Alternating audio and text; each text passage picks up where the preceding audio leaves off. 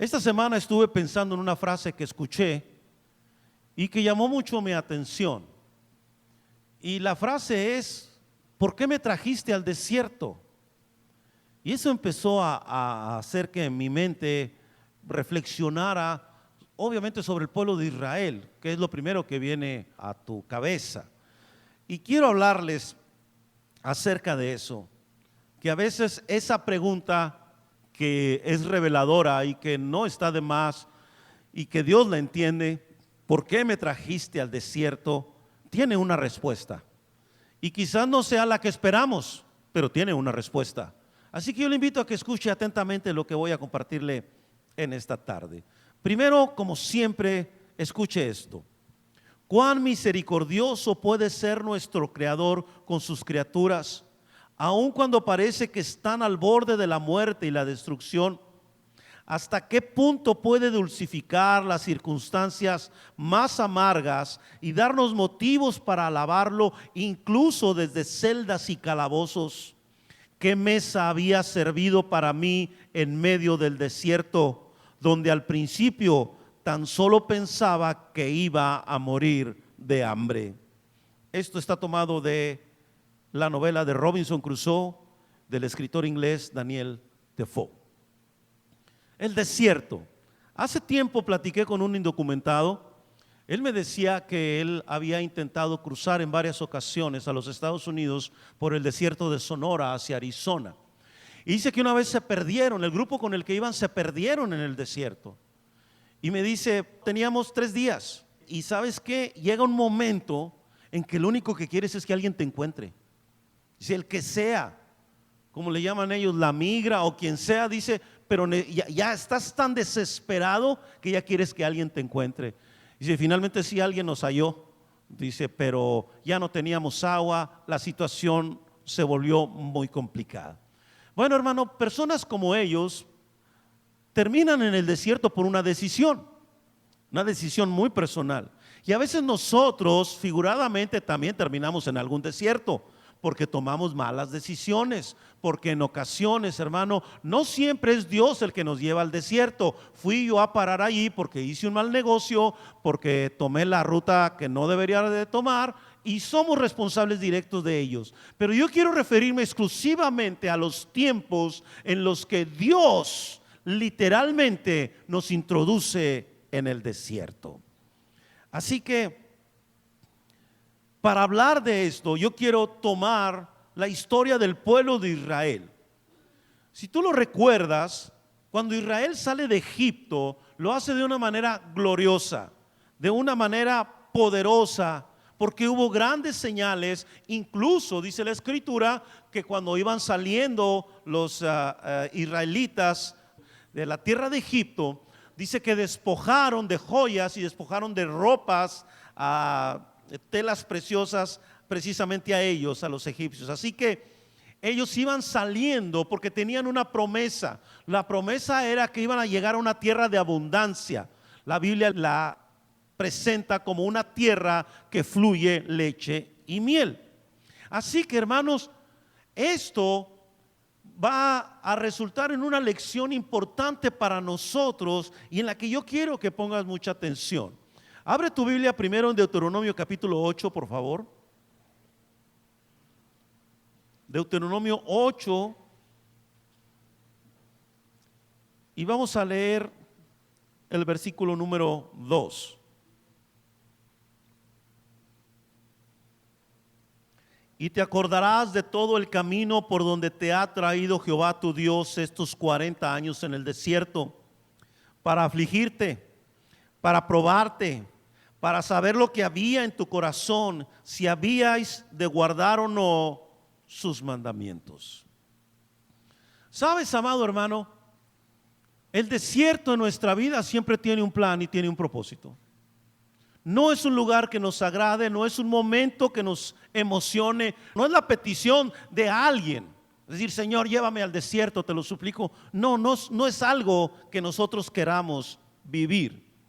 Sin embargo, hermanos, nosotros podemos llegar a ese lugar por la voluntad divina, por el plan de Dios, porque hay algo que Él quiere tratar con nosotros. Mira, según Deuteronomio capítulo 1, versículo 2, si quieres abrir ahí tu Biblia, por favor te invito a que lo hagas. Y dice así Deuteronomio 1, 2: 11 jornadas hay desde Horeb, camino del monte de Seir, hasta Cades Barnea. Es decir, que el pueblo de Israel llega a Horeb, esto lo puedes leer en Éxodo 19. Ellos llegan a Horeb y de allí, de donde ellos estaban, hasta Cades Barnea, que es, vamos a decir, ya la frontera con la tierra prometida, dice hay 11 jornadas. 11 jornadas son 11 días. Y entonces lo que yo quiero que pienses, hermano, es que un viaje de 11 días se convirtió en un viaje de 40 años. Y eso es terrible. ¿Y por qué se convirtió en un viaje de 40 años? Por la incredulidad y la rebeldía del pueblo del Señor. ¿Dónde podemos leer esto? Mira, abre tu Biblia en Números capítulo 14. Números 14, versículos 22 y 23. Mira lo que dice: todos los que vieron mi gloria y mis señales que he hecho en Egipto y en el desierto me han tentado ya 10 veces y no han oído mi voz. No verán la tierra de la cual juré a sus padres, no, ninguno de los que me han irritado la verá. Versículo número 32: en cuanto a vosotros, vuestros cuerpos caerán en este desierto y vuestros hijos andarán pastoreando en el desierto 40 años y ellos llevarán vuestras rebeldías hasta que vuestros cuerpos sean consumidos en el desierto. Conforme al número de los días de los 40 días en que reconocisteis la tierra, llevaréis vuestras iniquidades 40 años, un año por cada día, y conoceréis mi castigo. Qué impresionante es esto. Para mí lo es. O sea, el Señor está bastante enojado, créeme. Y con justa razón. Digo, que quede registrado en la Biblia 10 veces. O sea, después de todo lo que Él hizo, el pueblo de Israel siempre tenía un detalle, siempre tenía un pero. ¿Sabes, amado hermano? El pueblo de Israel se quejaba constantemente. No tenemos agua, no tenemos comida, no tenemos carne, en fin, una serie de cosas en las que incluso ellos en repetidas ocasiones lo expresaron de esta manera. Allí mismo, hermanos, en el capítulo 14 de Números, pero en el versículo 3, mira lo que dice. Versículo 3: ¿y por qué nos trae Jehová a esta tierra para caer a espada y que nuestras mujeres y nuestros niños sean por presa? ¿No nos sería mejor volvernos a Egipto? Qué palabras tan fuertes. Esto, hermano, es más o menos lo mismo de ¿por qué nos trajiste al desierto? De hecho, más adelante ellos literalmente así lo expresan. Mira el capítulo 20, versículo 3, ahí mismo en Números. Capítulo 20 de Números, versículos 3 al 5, dice: y habló el pueblo contra Moisés diciendo: ojalá hubiéramos muerto cuando perecieron nuestros hermanos delante de Jehová. ¿Por qué hiciste venir la congregación de Jehová a este desierto para que muramos aquí nosotros y nuestras bestias? ¿Y por qué nos has hecho subir de Egipto para traernos a este mal lugar? No es lugar de sementera, de higueras, de viñas, ni de granadas, ni aún de agua para beber. O sea, estos cuates estaban gruesos. Discúlpenme la expresión. Qué gente tan complicada, igual que nosotros. Sí, hermano, era gente muy difícil.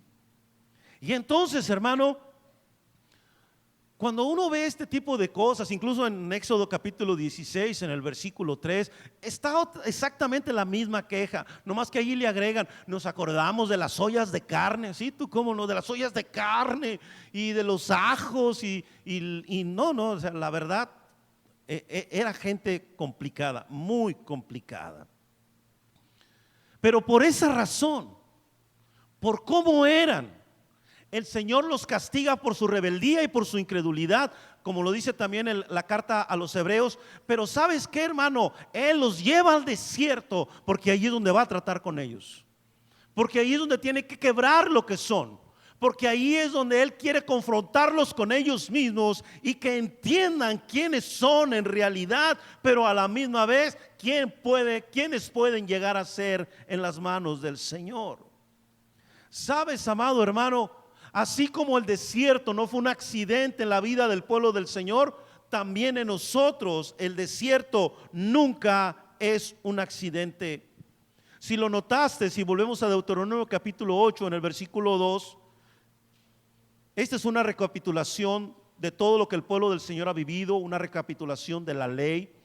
Si tú lo notas, hay una pequeña lista de cosas que señala enfáticamente Moisés en el versículo 2, a mitad del versículo, para afligirte, para probarte, para saber lo que había en tu corazón, si habías de guardar o no sus mandamientos. Por esa misma razón, Dios permite que tú y yo seamos llevados al desierto. Él nos lleva al desierto, porque es ahí, hermano, en el desierto donde yo quedo al descubierto. Mira, hermano, tu desierto puede ser una crisis económica, una enfermedad, perder el trabajo, una crisis familiar, incluso la muerte. Y eres llevado ahí, hermano, porque hay algo que Dios debe sacar de tu corazón. Te decía que el desierto nos pone al descubierto porque saca lo que en realidad hay en nuestro interior. El desierto, hermano, mide la firmeza de nuestra fe y el nivel de compromiso que tenemos con Él. El desierto me confronta con un hecho inevitable. ¿Estoy confiando en Dios? ¿Obedeceré a Dios o no lo obedeceré? Eso, hermano, queda al descubierto cuando yo estoy en el desierto. ¿Por qué? Porque cuando estamos en el desierto es cuando somos tentados, hermanos, a murmurar de Dios. ¿Por qué me trajo aquí? ¿Por qué me tuvo que pasar a mí? Y yo no entiendo nada. ¿No te ha pasado eso? Sí, hermano, ahí es donde de alguna manera, inclusive a veces hasta pedimos señales de, y Señor, ¿y cómo sé que estás conmigo? Si yo no veo nada, si yo no entiendo nada, absolutamente nada de esto. ¿Sabes, amado hermano? Dios nos lleva al desierto precisamente para que veas quién eres y cómo eres. Para que te pares frente a un espejo y el Señor te muestre tu orgullo, tu soberbia, tu falta de dependencia de Él, te muestre tu fragilidad, te muestre en qué estás fallando, te muestre que realmente tu fe no se ha afirmado como debería afirmarse después de tantos años. Y no nos gusta el proceso del desierto precisamente por eso, porque quedamos al descubierto. Y ¿sabes qué, amado hermano? El problema es que no podemos negarnos al desierto. Es decir, Dios no me va a preguntar si quiero ir allí. Me va a llevar allí. Me va a poner allí y yo no voy a poder objetarlo. Y es que ¿sabes qué, hermano? En el desierto es donde solamente me queda Dios y nadie más. Es donde yo, hermano, o dependo de Dios o intento y fracaso depender de mí mismo. Sí, amado hermano, hermana, usted y yo necesitamos volver a pensar esto, porque lo que Dios rompe en el desierto son nuestros asideros. Y con ello me refiero, hermano, a esas cosas de las cuales nosotros dependemos. Oramos a Dios, pero a la misma vez queremos seguir moviendo los hilos. Y lo que hace Dios en el desierto es quitarte todo eso, que no tengas nada y que solo quede Él. Mira, el pueblo del Señor en el desierto, honestamente, aunque habían despojado a los egipcios, ¿qué podían comprar en el desierto? O sea, ni esperanzas que dijeran, no, mira, allá a la vuelta de esa piedra hay un Oxxo. No, no había manera. O sabes que vamos a mandar una avanzada para que vayan al pueblo más cercano y compren víveres. Tampoco. Por eso les es dado maná y les son dadas codornices. Amado hermano, es que allí es donde solamente lo tengo a Él. Y Dios quiere quitarme todas esas cosas, hermanos, de las cuales yo llego a depender. Cuando te quedas sin trabajo, ¿qué crees que pretende Dios? Que dejes de depender de tu dinero y dependas de su provisión. No es fácil, yo lo sé, no es fácil. pero tenemos que aprender. Y por eso en ocasiones Dios lo hace. Porque el dinero es un asidero, déjame decirte, es algo, lo tengo, puedo ir, puedo moverme, pero el día que falta, ¿cómo vas a reaccionar? ¿Por qué me sucede a mí, Señor? Si yo iba al culto, Señor, ahí estaba, no llegaba temprano, pero ahí estaba, Señor. Y empiezan las quejas y empezamos a argumentar con Dios.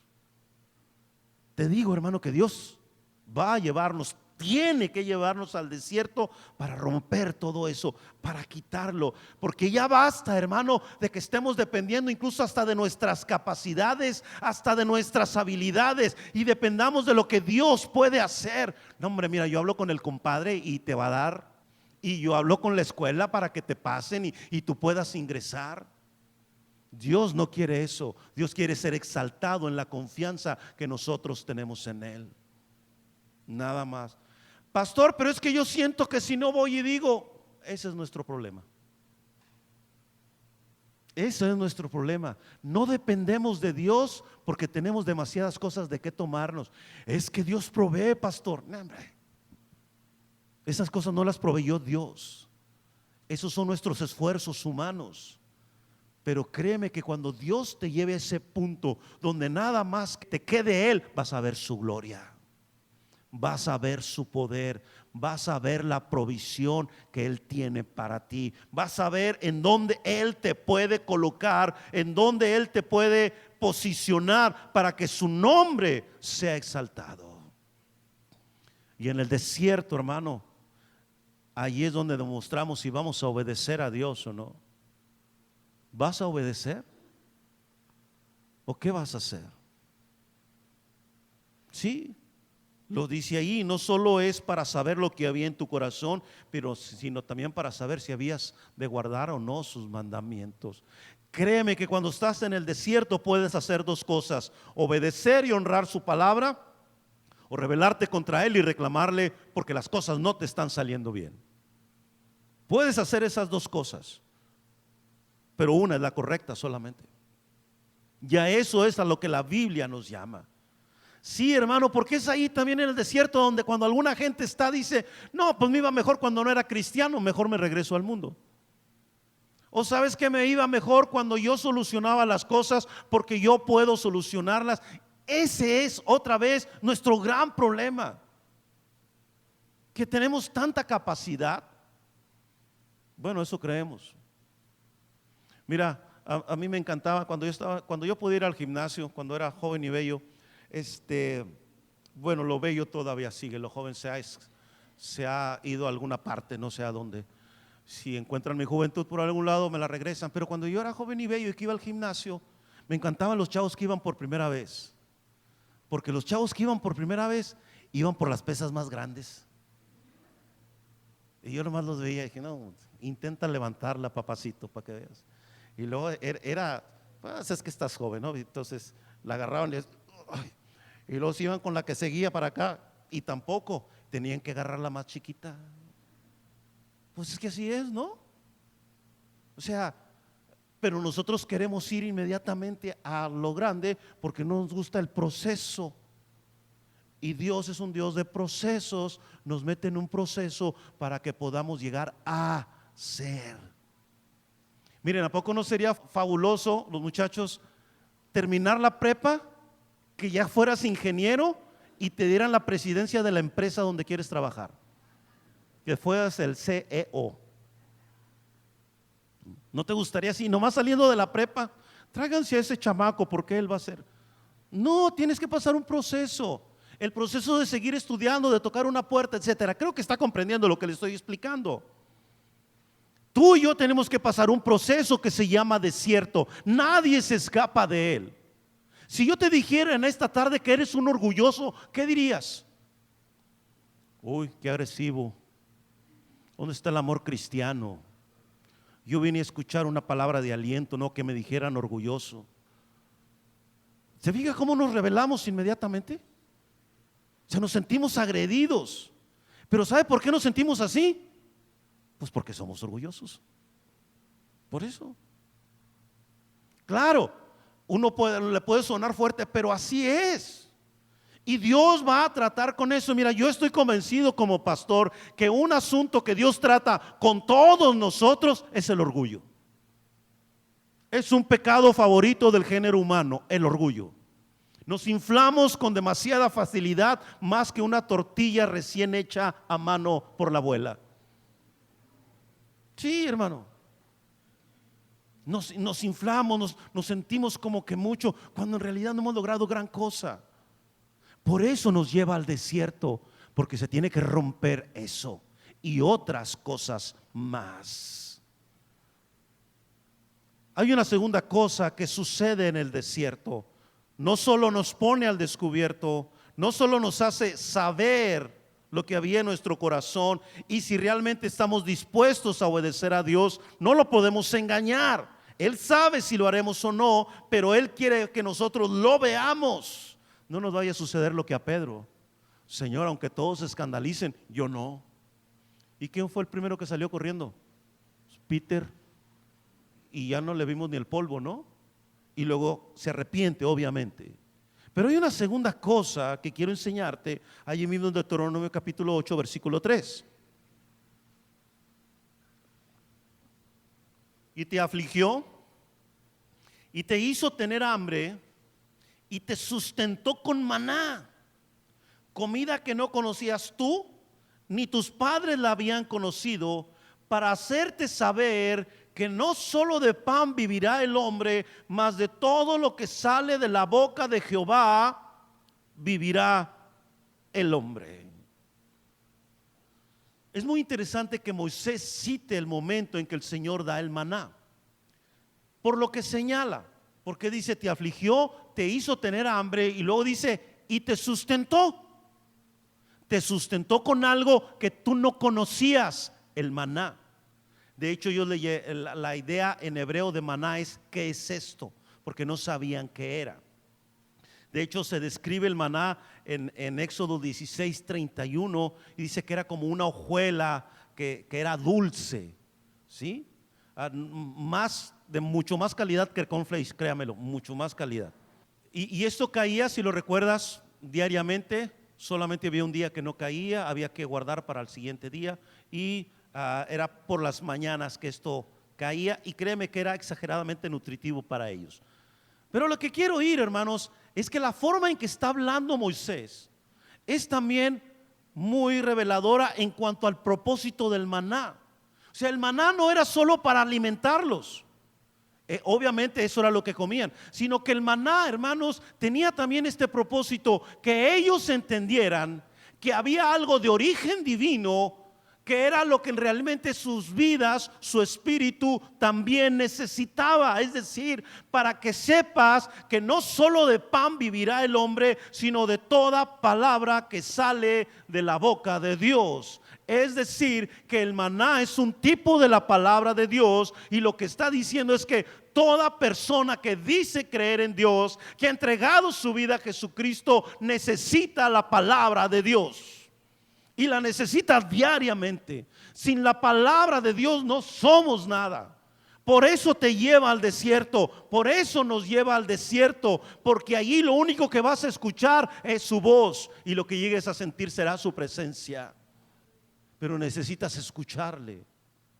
Y allí en el desierto las cosas increíblemente se pueden volver más claras, porque sientes tanta necesidad de Él, y no como si fuera un espejismo, sino, hermano, como una realidad en la que tú le externas: Señor, estoy en este momento y te necesito mucho. Y entonces Él empieza a hablar, porque el corazón se doblegó, porque el corazón se humilló, porque está quedando fuera el orgullo, porque te estás viendo como eres, necesitada, necesitado, terriblemente necesitado de Dios, con urgencia. Y es entonces cuando Él habla y se manifiesta en nuestras vidas. Hermano, usted y yo tenemos que entender cuánto necesitamos su palabra. Usted y yo necesitamos leerla de continuo, y no me cansaré como pastor de insistirle: lea la Biblia, léala, tómese un tiempo para estar ahí, para reflexionarla. Le voy a dar el consejo que un día me dio un pastor que se llama Jesús Castelazo. No sé si viva todavía, si todavía viva, si esté vivo todavía, pues para acabar pronto. No me lo dio directamente a mí, se lo dio a una persona con la que estábamos dialogando ambos. Le dijo: hermana, ¿cuánto tiempo tiene usted de convertida? Y creo que la hermana le dijo que como 5 años. Dice: pues por lo menos debería haber leído ya toda la Biblia 5 veces, una vez por cada año de convertido. Yo no sé si tú eres de los que al inicio del año dice: ahora sí voy a leer toda la Biblia, y tienes tu calendario, ¿no? Enero muy bien, febrero también, marzo se presentan algunos tropiezos, abril, santo Dios, qué pesado está esto. Mayo, Señor, tú sabes que quiero leer la Biblia. Junio, Señor, el otro año. Es probable. Pero sabes, hermanos, sí, usted y yo tenemos que ser fieles lectores de la Biblia, asiduos, estar allí, reflexionar en ella. ¿Por qué, hermano? Otra vez, porque yo necesito depender de su palabra, y cuando yo no logro entender cuánto necesito su palabra, voy a parar al desierto. Allí voy a parar. Mira, abre tu Biblia en Oseas capítulo 2. Esto es uno de los pasajes, en mi opinión, más bellos de la Biblia. Ahorita le voy a decir por qué. Oseas capítulo 2, versículo 14. Mire lo que dice. Repito, Oseas 2, versículo 14. Pero he aquí que yo la atraeré y la llevaré al desierto y hablaré a su corazón. Esa última frase, y hablaré a su corazón, en el idioma original da a entender las palabras amorosas de un enamorado hacia la mujer que ama. O sea, cuando dice que le hablaré al corazón, es más que hablar tiernamente, es como hablar románticamente, es como hablar para conquistar tu corazón. ¿Pero dónde? En el desierto. Allí es donde Él me va a hablar así, hermano. ¿Por qué? Porque eso, hermano, es la manera en que Dios me hace saber no solo que está allí, sino que quiere transformarme. De hecho, todo el contexto de Oseas, si tú lo sabes o si no lo has leído, quiero decirte que es un momento de rebeldía tremendo para el pueblo del Señor. Y Oseas es un tipo de amor del Señor, porque le manda a que se case con una prostituta y dice: así los amo a mi pueblo, aunque me abandonan, aunque se van con sus amantes, yo sigo amando a mi pueblo. Pero dice Dios: pero va a llegar un momento en que la voy a atraer, la voy a seducir, y esto de manera positiva, y la voy a llevar al desierto, y allí le voy a hablar al corazón, donde no tenga a nadie, donde no le quede nada, donde solo pueda escuchar mi tierna y dulce voz. Ahí la voy a llevar para enamorarla y que se quede conmigo. Sí, hermano, vuelvo a mi misma idea. Usted y yo necesitamos la palabra del Señor. Y si usted empieza, hermano, a pensarlo, ¿por qué se quedó sin trabajo? ¿Por qué han sido difíciles algunos negocios? ¿Por qué está pasando determinada cosa en tu familia? ¿Por qué las crisis que han venido? Porque se tiene que romper acá adentro. Tenemos que disponernos a escuchar su voz, porque aunque no lo creas, te está enamorando. Extraña forma de Dios, pero así es. Y dime, hermano, después de que has pasado por el desierto, después que has pasado por la crisis, honestamente, ¿no experimentas un más y hermoso y profundo amor por Dios? Al menos a mí me ha sucedido. De hecho, esta semana fue un poquito intensa para nosotros, esperando el resultado de mi hijo Josué para ingresar a la universidad, que por cierto lo logró. Felicidades. Y cuando ya mi hijo, con toda su alegría y manera de expresarnos, dice: sí, ya, estoy aceptado.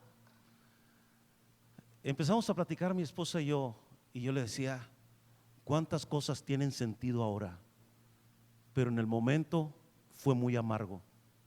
¿Sí? Porque nosotros lo vimos luchar, batallar, esforzarse, en materias y como física, matemáticas y cosas así que le resultaban muy complicadas allá en Saltillo, y lo llevamos con asesorías y lo llevamos con un maestro y lo llevamos con otro, y fue un desgaste emocional, físico, económico, etcétera. Y luego verlo ahora tiene sentido. Todo eso valió la pena, aún las lágrimas que él derramó en su momento, y nosotros también. Hoy dice: Señor, ahora entiendo, porque en ese tiempo yo nunca sabía que iba a venir aquí. O sea, yo no sabía, perdón, nunca hubiera sabido que iba a venir acá a Monterrey, y menos que mi hijo fuera a aplicar para la universidad. Pero entonces pues, recapitulas y miras hacia atrás y dices: ahora entiendo. El desierto nos quebró, porque fue una época muy difícil, nos quebró, pero hizo de nosotros alguien que Dios quería que fuera. No somos mejores, estamos queriendo ser lo que Él quiere que seamos, para gloria de su nombre. Sí, hermano. Y ahora, después de que pasamos todo eso, ¿sabes qué le digo? Dios, te amo. En el momento no lo entendí, en el momento no lo captaba, Señor. Simplemente quizás no podía, pero ahora entiendo quizás aquello que un día también Jesús le dijo a Pedro: lo que yo hago ahora tú no lo entiendes, pero lo entenderás después. Y así es, hermano. Así se construyen nuestras historias. Así es. Tú y yo necesitamos, hermano, ese momento precioso con Dios, en el que yo entienda que necesito su palabra y la necesito diariamente, que tengo que esforzarme, hermano, porque no pase ningún día en que yo esté sentado, sentada, leyendo la gloriosa, maravillosa, incomparable, sin error palabra del Señor. Estar ahí en ella. Así que, hermano, yo le invito a eso. Usted necesita la palabra, y si ahora estás en el desierto, entonces ya sabes por qué, y cuando estés también ya sabes por qué. Para terminar, un asunto más sobre el maná. Abre tu Biblia en Juan capítulo 6. Evangelio de Juan capítulo 6, a partir del versículo 30.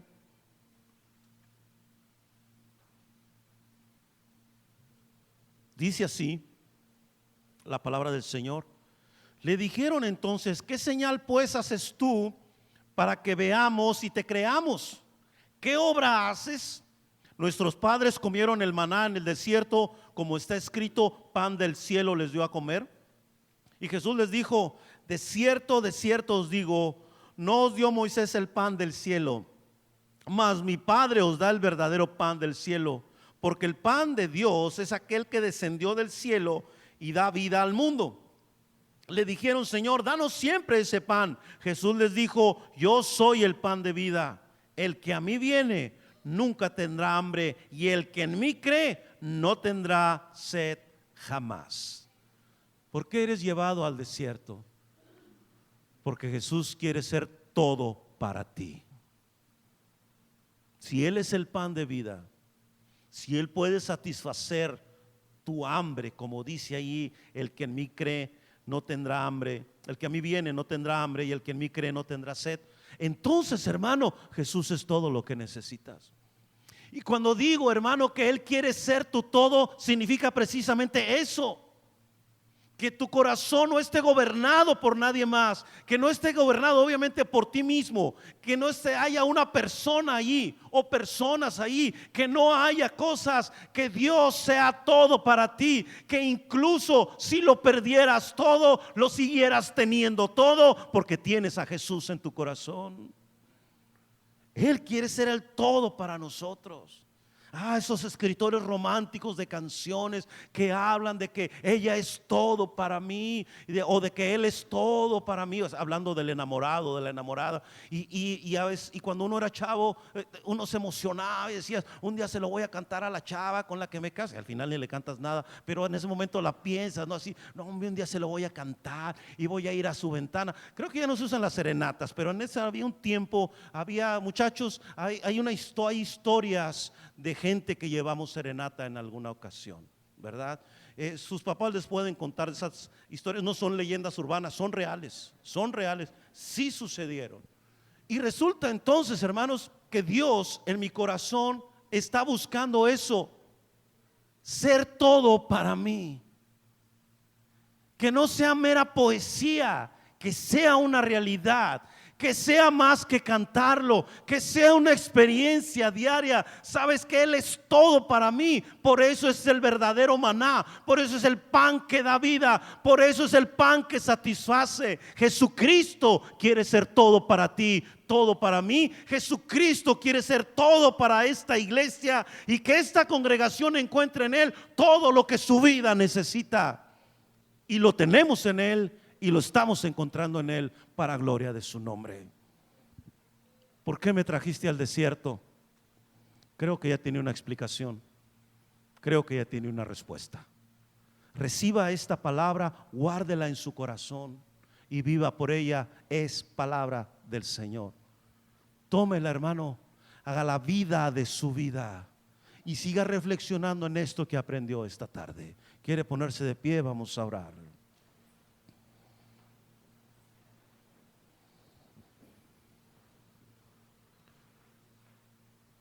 Oh Dios, gracias. Gracias, Señor, por lo que nos haces entender en esta tarde. Porque tú, Señor, verdaderamente le estás hablando a nuestro corazón. Dios, algunos de nosotros sí hemos preguntado eso. ¿Por qué me trajiste al desierto? Y hoy, Señor, hay algo que tú nos dices y que puede aclarar nuestra mente. Y en todo caso, Señor, podemos decir gracias. Gracias por traerme al desierto, Señor. No es fácil, pero ¿sabes qué, Señor? Estoy entendiendo lo que quieres tratar conmigo. Estoy comprendiendo lo que quieres hacer en mi vida, Señor. Así que aquí estoy, Dios, necesitándote. Aquí estoy, Señor, diciéndote: haz lo que tengas que hacer, Señor, para que mi corazón cambie. Señor y Dios, mis hermanos que están en ese proceso de caminar por el desierto, hazle saber, Dios, que así como nunca dejaste a tu pueblo, nunca los dejarás a ellos, pero que será necesario romper el corazón, que será necesario ser quebrantados para que entonces tú te empieces a formar en nosotros. Que será necesario, Señor, depender de tu palabra. Que será necesario, Jesús, que tú te vuelvas todo para nosotros.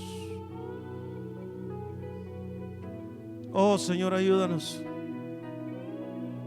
Ayúdanos, Dios, a entender esto. Y líbranos de murmurar contra ti, líbranos de quejarnos contra ti, Señor. Por eso, Señor, en esta tarde, gracias. Gracias. No lo entendía, Señor, ahora lo entiendo. Ahora veo con claridad. Gracias, Jesús, por ello. Oh, Señor, toma nuestra mente y corazón, inúndalo tú, Señor. Que al retirarnos de aquí, Señor, esta palabra siga haciendo eco en nuestra mente y corazón. Y que entendamos, Señor, que aunque el proceso se torne largo, Señor, no es que te hayas olvidado de nosotros, es porque así es tu plan. Que no tengo que entenderlo todo, que lo que tengo que hacer es confiar, porque tú eres un Dios que con creces nos ha demostrado que se puede confiar en ti, Señor. Gracias, Señor. Nos vamos de este lugar llenos de gozo. Gracias por estar a nuestro lado, Señor. Que el amor tuyo, que la gracia de Jesucristo y la comunión del Espíritu sean con cada uno de nosotros, ahora y siempre. Amén, Señor, y amén.